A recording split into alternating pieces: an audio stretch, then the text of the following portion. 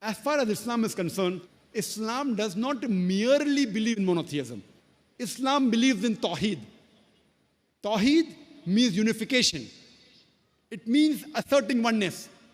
It comes from the root word wahada, means to unite, to unify. It means to consolidate. Islam does not merely believe in believing in one God. It believes in Tawheed. And there are three categories of Tawheed. Tawheed al-Rububiyyah, Tawheed al-Asma wa Sifat, and Tawheed al-Ibadah. In the first category of Tawheed al-Rububiyyah, it means maintaining the unity of Rabb, unity of Lordship. Tawheed al-Rububiyyah is derived from the Arabic word Rabb, meaning Lord, sustainer, cherisher, meaning that Allah subhanahu wa ta'ala is the creator, the cherisher, the sustainer of everything in the universe. Everything is dependent on Him, and He is independent of anything and everything.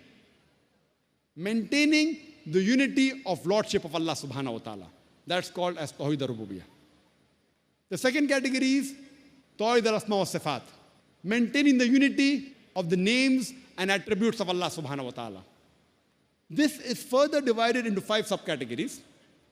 Number 1 is, whatever name you give to Allah subhanahu wa ta'ala, it should be the name that He Himself has given Him.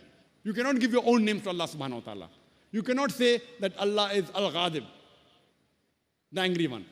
The Quran does say He gets angry, but that's not one of the names Allah has given Himself or the Messenger has given to Allah subhanahu wa ta'ala.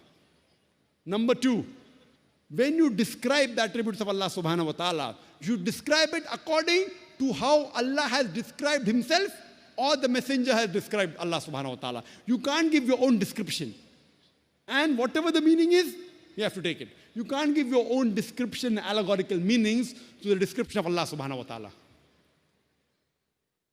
The third is, you cannot give the qualities of the creation of Allah subhanahu wa ta'ala to Allah Himself. You can't say that Allah forgets, knows billah. That is the quality of His creation. You cannot say Allah makes a mistake. Like some of the scriptures say that God made a mistake, knows billah. These are the qualities of His creation.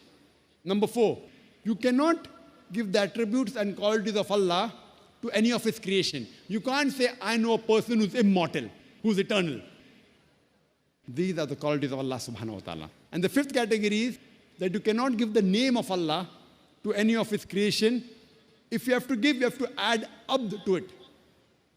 For example, you cannot say that He's Ar-Rahim. You can say Abdur Rahim, the servant of the most merciful.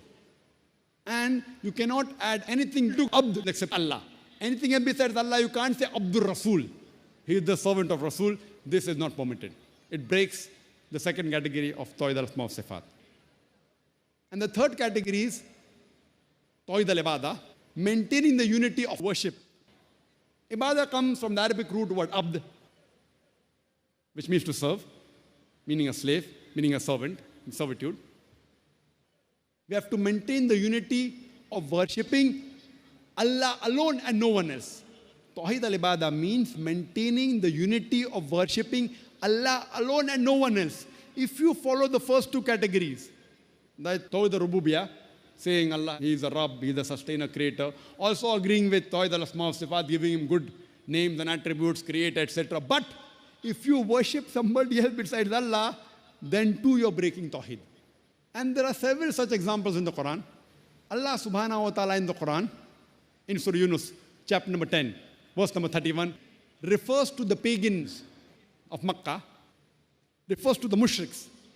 And He says that when you ask them that who is the one who sustains the things in the heavens and the earth, who has the power to hear and see, who has the power to give life to the dead and death to the life, who has power to regulate all the affairs, they will say Allah. Then why don't you show piety to Him? That means Allah is referring to these pagan Arabs in Makkah. He is agreeing that they believe in Allah, they called Him Allah, they gave Him good attributes, good names. Tawheed al-Rububiyyah was there, Tawheed al-Asma wa Sifat was there, but they worshipped things other than Allah. And the similar example is given in Surah Zukhruf, chapter number 43, verse number 87, that when you ask these mushriks that who is the one who gave life to you, they will say Allah. Then why do you join partners with him? So here we realize that only following the first two categories is not sufficient. Following all three categories of Tawheed simultaneously is important. If you break any one of the categories of Tawheed, it's called as shirk.